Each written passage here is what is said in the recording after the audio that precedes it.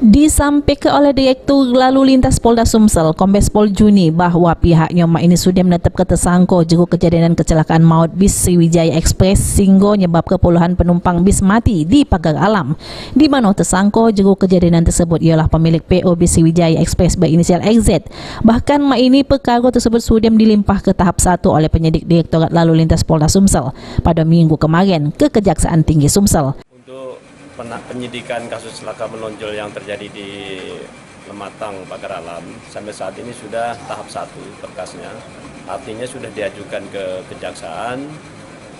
Tahap tersangka adalah pemilik PO inisial R, selama R inisial.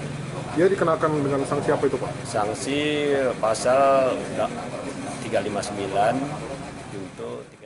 Ini menurut Direktur Lalu Lintas Polda Sumsel, Kombes Pol Joni, pihaknya masih nunggu jawaban dari pihak Kejaksaan Tinggi Sumsel.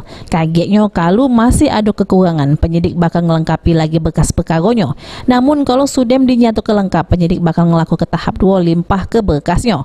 Oleh penyidik Direktorat Lalu Lintas Polda Sumsel, XZ selaku pemilik PO bis Sriwijaya Express dijerat pasal 359 KUHP junto 338 KUHP. Firman Hidayat, PAL TV.